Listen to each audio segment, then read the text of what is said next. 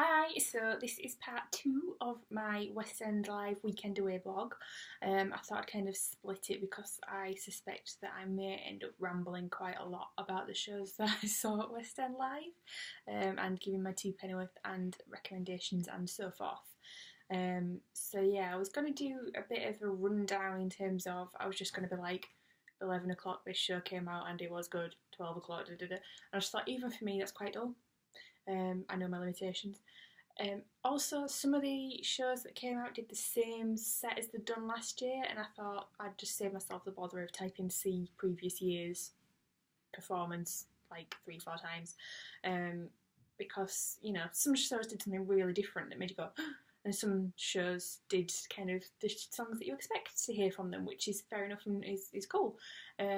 So yeah, I'm going to do a bit of a mishmash between the days, just probably as things pop into my head. So please find this in no particular order.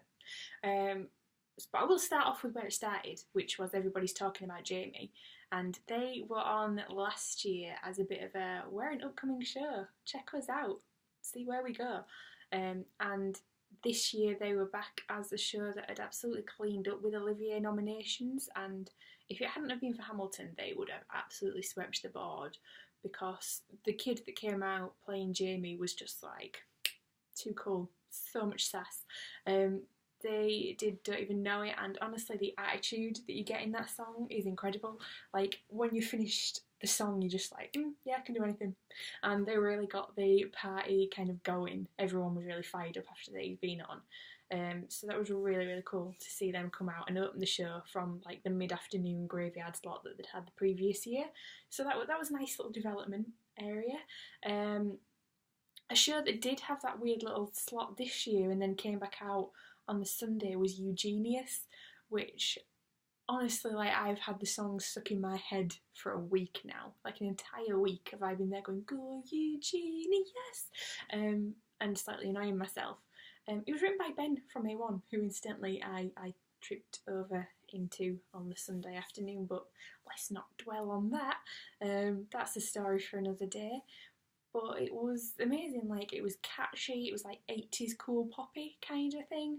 So yeah, I'm definitely going to keep my eyes peeled for that. I think it's opening later this year in London, so I may have to investigate that at some point because I really, really enjoyed that. And they got a huge, huge welcome, especially on the Sunday when they came out. Everybody in the audience was going crazy, giving it all the dance moves. So yeah, I think that could do very, very well in the next year or two. So I suspect we may see that next year. And if that is the case, then you can say that I'm some kind of oracle and thank me because I really, really enjoyed it. While we're on the subject of A1, the show before that on the Sunday was Spoonful of Sherman, which had Mark from A1 in it, so that was cool. That was all about like the Sherman brothers who wrote loads of songs for Disney particularly, like the Jungle Book, Mary Poppins. They were those sort of songs, and they also did The Slipper and the Rose, which I love. I love that film. It goes on for about a week, so if you do have some spare time to kill, then that is the film for you. If you don't put it on. But yeah, I really, really enjoyed that film. So I was hoping for something from that, but I do accept that that is slightly too niche. So we had a bit of Mary Poppins instead, and everybody in the audience was giving it all this and dancing along. So that was fun. I really like the fun musicals that you get. So we had some of those. We had like Knights of the Rose, which are like a rock musical there. If you imagine Rock of Ages but with more like 90s type of rock, that's probably about where it's pitched, I believe. So they came out and sang like Don't Speak by No Doubt and a couple of other like big rock ones, and everyone was kind of having a little party in there in Trafalgar Square dancing along to those. So that was fun. We do like those. We also had things from like Mamma Mia, that gets the party going. They did the same set as they'd done last year, but honestly I didn't even mind because it's all the ones that you want to hear. Like, they did Mamma Mia, they all came out, did Dancing Queen in those like lycra spangly multicoloured outfits, so that was cool. Like the full cast came out. I like a show where the full cast comes out and fills the stage. That was fun, especially when they come out in all costume and they've got all like the bright reds and bright greens and bright yellows and stuff on there. That was good. In that vein, Kinky Boots. Let's just talk about Kinky Boots. They did Raise You Up and Just Be as like the ensemble. So Lola was out in the bright red dress. All the angels were out in the finale outfits and the giant shoes. Yeah, I love Raise You Up Just Be. Like it just gets you feeling really good. When that song finishes, you feel like you can do anything. And that's what I love about Kinky Boots, and that's why I'm going to miss it so much when it closes, because it's phenomenal. You cannot have them leave the stage and not have a smile on your face. If you can not have a smile on your face when the last person walks off stage in Kinky Boots, you need to go have your face seen to, frankly, because it's not working right. You know, it's amazing. You'll be singing and dancing it and just generally wanting to go see drag queens for however long afterwards. Also, to tie in with my previous blog, where I kind of got into a mini rant about understudies and covers and alternates and stuff, Jordan Fox as Charlie Price. Wow, what a voice. I went to West End Live kind of thinking, oh, Kinky Boots will come out. I hope we get something with Charlie, because Oliver Tomset's in it now and I really, really love him. And then I read on Twitter that he wasn't going to be there, and to be honest, I did not care. You know, as much as I am a fangirl for these people, I love hearing a voice that I've never heard before, and Jordan Fox just... If you go see Kinky Boots and you get a night when he's on, well done, you've achieved, because he's phenomenal. So you can't really argue with that. That was brilliant. Yeah, loved that. But on the same token, Bat Out of Hell, that had like the main cast in it, and I was not averse to seeing them versus the guy that I saw on Monday night. They were all just amazing. They did Out of the Frying Pan into the Fire, which I did not know that I knew all the lyrics to until that moment. There's a video on my Instagram feed where if you listen really carefully you can kind of hear me barreling along under my breath through the lyrics of all the songs in there, which is good. Everybody needs to hear that, I feel. But yeah, they were in like a really good slot on the Saturday. They were in kind of the 12:30 to 1 o'clock-ish big show slot, if you like, which I thought was really nice because they'd been like the also-rans last year as well, a bit like everybody's talking about Jamie. So yeah, it was good to kind of see them on the big stage and have such an amazing crowd support, because everybody did go nuts for them. Everybody was really excited when they came out. When they ran out and all the like rock music started, everyone was just like... So that was really, really good. I really like it when there's a bit of development like that, you know, sort of year to year through shows. That was really, really encouraging to see. Yeah, they were in the slot with like your Phantom of the Operas, which Kelly Matheson came out and did Wishing You Were Somehow Here Again, which you don't hear very often on stuff, so that was really, really nice. Like, you always get Phantom of the Opera, which we did, got Phantom of the Opera, because, I mean, you want to get Ben Lewis out and hear him, don't you? He's the Phantom.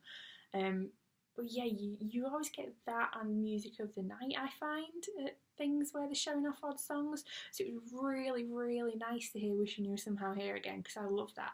And again, she was such, like, a petite girl, and she, like, belted this operatic voice out during Wishing, and I was just like, ooh, well, I didn't expect that. I mean, I knew she'd be amazing. She's Christine Dyer, for God's sake, but I didn't expect such power behind it. And I don't think the rest of the audience did, in the nicest possible way, because she opened her mouth and there was just deadly silence. And if you imagine however many thousands of people in Trafalgar Square, I mean 40,000 people came out over the 2 days. I don't know how many people you can fit into Trafalgar Square at any one time, but I'd be willing to bet it must be at least half that number. And they were all just in awe. There was just a hush as she started singing. And to control that many people and have them all be in stunned silence when you open your mouth to sing is just mind-blowing. And the same thing happened in Les Mis. Javert came out and did Stars, and there was just, as soon as he started and got down on one knee, everyone was like, just waiting, just like, come on, impress us, this is going to be amazing, we know it. And then we had Bring Him Home, which we always have, especially when there's a new Valjean, which there is. I think it was the end of his first week. I mean, the end of your first week in a leading role of Les Mis, and you come out and there's like however many thousands of people staring at you in silence while you sing Bring Him Home. That must be intimidating, but you wouldn't have known it. And then we had One Day More, which we always have. And when the presenters came back on stage afterwards, one of them said that the other one had said to him, watch out for the flag, they will go nuts. And we did. You know, you can play it One Day More as many times as you like, but that last note, like, every time. When the flag starts flying, I'm like, right, come on, we need to have a revolution. Don't know what we need to revolt against, but we need to protest something, because it just gets me that way. And I think everybody else was kind of the same. Like, when the flag came out and started flying across the stage, everyone just lost it. There's no two ways about it. Which I really, really like, that after, 30, 34, 33, something like that, years, that there's a show out there that can have that kind of reaction still to new audiences, to old audiences. Everybody still has that heart in the mouth moment when something like that happens. I just think that's like an amazing testament to the show and to the performers that they have in it. So that was cool. Really, really enjoyed that. Same thing for Wicked, really. They came out and did Defying Gravity, which is not groundbreaking. They were always going to do Defying Gravity. You can't not. But I love how every year, when she starts belting and the arms start going, everybody just cheers and goes along with it. Because it's not like you're cheering the performer in musicals and performances like that. You're cheering the sentiment of the song as well. You're cheering the, yeah, go on Elphaba, get in there lass, and stuff like that. It's like you get swept up in 3 minutes to an entire storyline, which is just... You've got to be a great performer to do that, but you've got to also have an amazing song, an amazing kind of presence and staging. There's a lot of things that have to go together for that, so that's always a pleasure when you see something like that. What else came out? So Aladdin, they did the same set as they'd done the previous year, which was good. You know, they did like a whole new world and stuff that you hear quite often, stuff that you know. That was good. I'm always slightly upset that they don't come out in costume, because you want the whole Jasmine get up and Aladdin's hat and the genie to look like a genie, I guess.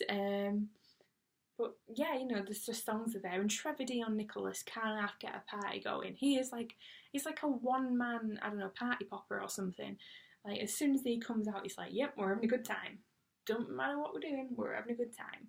And he closed the show on the Sunday as well with Danielle Hope, Nathan Amzai, Emma Kingston and Matt Henry. So I was really chuffed to see Matt Henry, because I saw him in Kinky Boots, and I've never seen a performer like him. How he went from being Simon from Clacton to being like the fabulous Lola just in the space of like a couple of minutes in a costume change, I will never know. Like, amazing, absolutely amazing. So yeah, to hear his voice again, because it's so distinctive, was like, yeah, I've missed that. It was good though. It was really, really amazing. Who else did we have? Oh, we had a couple of little celeb turns, if you like. We had Strictly Ballroom had Will Young in it, in what I can only describe as the tightest jumpsuit I've ever seen anyone wearing in my entire life. Yeah, lycra and sequins and ballroom dancing. No words for that.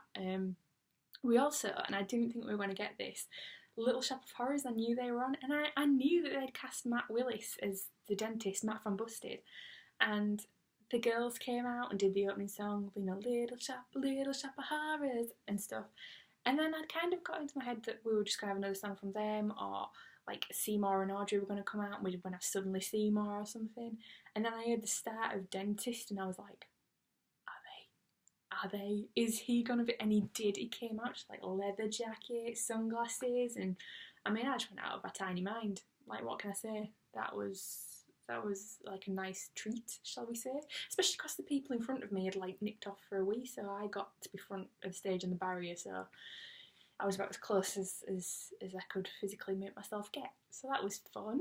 Yeah, there was some like unexpected stuff that went on over the weekend, which brings me nicely to the highlight of my weekend, and I cried. Like, I welled up actual tears, okay? So, over on Twitter for the last few weeks, Barricade Boys had kind of been like teasing a little, we'll get a bit of a surprise at West End Live on the Sunday when we're on, and various like musical theatre performers had been going, oh yeah, looking forward to joining the Barricade Boys, looking forward to being on stage with the Barricade Boys. I'm that excited I can't even say it. Barricade Boys this Sunday. And I kind of got into my head like, I'm a big quick count up. There's more than the usual 4 we get. Maybe we'll get like, you know, a double whammy. Maybe we'll get 8 of them. That would be really cool. We can do like different songs. And I kind of never thought any more about it. And then 4 of them came on stage and sang Stars. And I was like, okay, there's only 4 of them. Like, what now? Like, it's amazing. And they weren't wearing the normal suit. They had like Barricade Boys t-shirts. So I'm thinking something's brewing. And then all of a sudden, like, the stage just got swarmed with Barricade Boys. There was like 16, 17 of them, something like that. They all just like formed into this V. And then I swear to God, out of nowhere, I did not see him enter the stage. Killian Donnelly. Killian Donnelly was all of a sudden at the front of this V, like, heading them up. And I would like to say that I played it cool and was like, oh yeah, that's an amazing development. But I cannot do that. What actually happened was I screamed, jumped up and down, and burst into tears. Like, there's just no words for how unsuave I was. I don't think that's a word, but it is now because I personified it. Yeah, so that was cool. And then they did One Day More. Why Killian Donnelly? The original Charlie Price. He's currently the first Valjean, like Irish Valjean in Ireland since Colm Wilkinson, like however many years ago. I mean, he's just musical theatre royalty, and he just came out and everybody, and I mean everybody, lost it.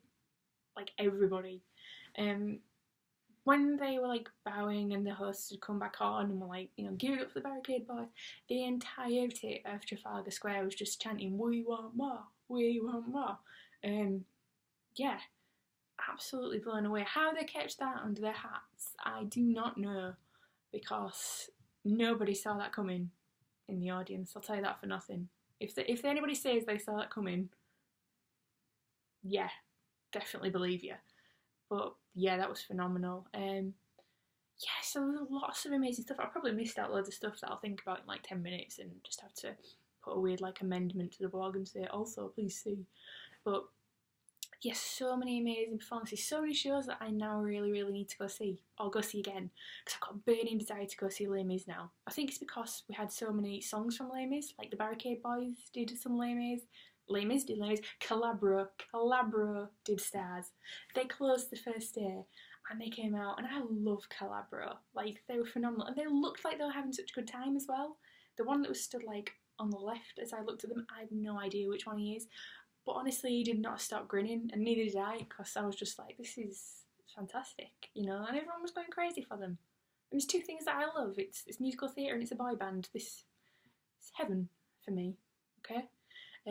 So yeah, definitely be back next year, same time next year, seeing what fantastic new shows will be coming by then, and also seeing some new favourites. May have to have like a cheeky Les Mis visit or a cheeky Phantom visit in the meantime, just because, I mean, why not? But there's loads of shows that I would really, really love to see that have kind of sparked an interest after seeing them at West End Live. So it's like a giant trailer for everything that is great and good in the West End. I mean, even though like Hamilton didn't come out in person, they had a little VT from Michael Gibson, who was a whole boy. Barney Hessel, I think I read. Yeah, he got an Olivier this year as well, so everyone was like singing along to his little song when he was on the screens. So that was really cool that they'd come out kind of in spirit, if not in person. Yeah, everyone was going crazy, which I really, really loved. It was really, really nice to see that there was such an appreciation for these shows and for musicals in general. And if 40,000 people turned out on the first day, I think it was about the same again the second day, maybe slightly less. Like, it's just growing every year from something that started as like 3 or 4 shows in Leicester Square one Saturday afternoon to a massive 2 day event where 80,000 people pass through the gates, if you like, is amazing. So yeah, my top tip if you go next year is to get there really, really early. 8 o'clock in the morning I was there. I was quite a considerable way down the street, so I don't know, next year I might have to skip breakfast. It's that drastic. So yeah, just be prepared if you go, and be prepared to spend money because you will want to see everything. And I'm already excited for next year. I cannot wait. Cannot wait for next year. Although they're going to have to pull something pretty major out of the bag to beat me losing my tiny mind over the Barricade Boys surprise. But I mean, I'm sure they will, because this is West End Live and it just gets bigger and more amazing every year.